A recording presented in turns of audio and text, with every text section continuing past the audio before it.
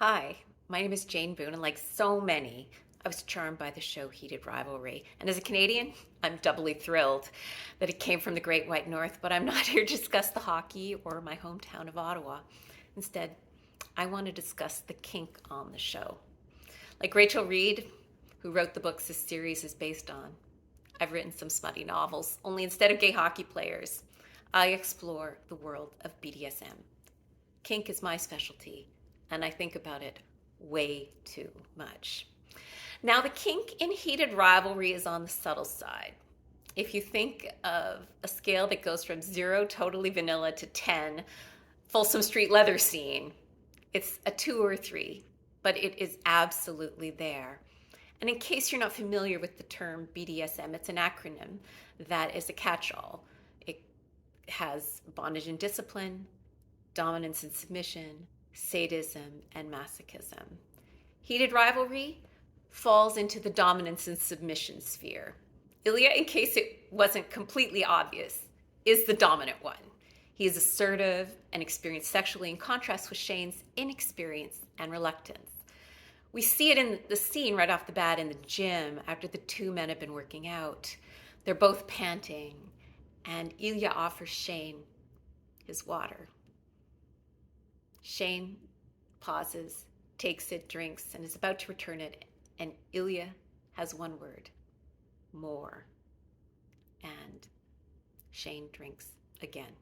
Now, if this was a test of Shane's submissive streak, he just passed.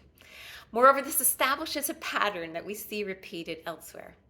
Ilya asks for what he wants sexually, and Shane nervously consents to the overtures. We also catch glimpses at a type of play called erotic humiliation.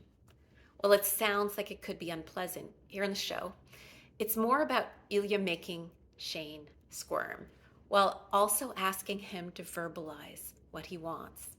Shane is so composed and wary of his desires that saying he wants Ilya or needs his cock is mortifying, and yet he does so. You can practically feel the lump forming in his throat as he begins to blush. And you just know that if Shane actually existed, these are instances that he would be thinking about for days, months, years. There's also that wonderful scene in Las Vegas where Ilya, in response to Shane's wariness of windows, slowly drags the chair into the bedroom and announces he wants a show. Ilya plops himself down on the chair and observes Shane as he lies back in bed and musters up the courage necessary to play with himself, and does so very, very nervously. But that mix of mortification and arousal we see on Shane's face is clearly exciting to Ilya because he pounces. My friend Midori, who's a sex educator, author, and all-around expert in kink, teaches a class called Hot Squirming, which goes into how to do this play in a way that's emotionally safe, utterly consensual, and even affirming.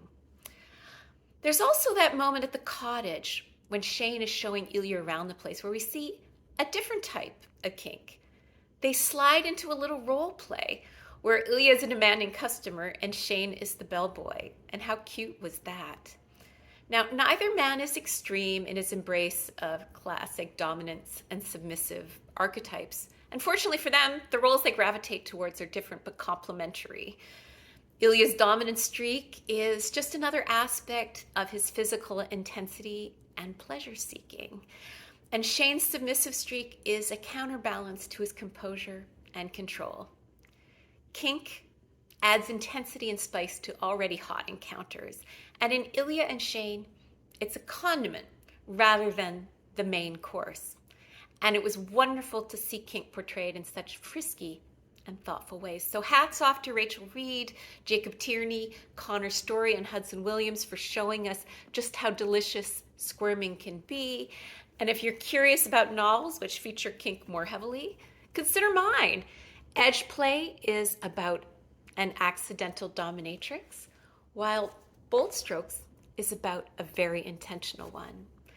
So, like everyone, I can't wait to see what happens in season 2 and where the gentlemen go. Thank you.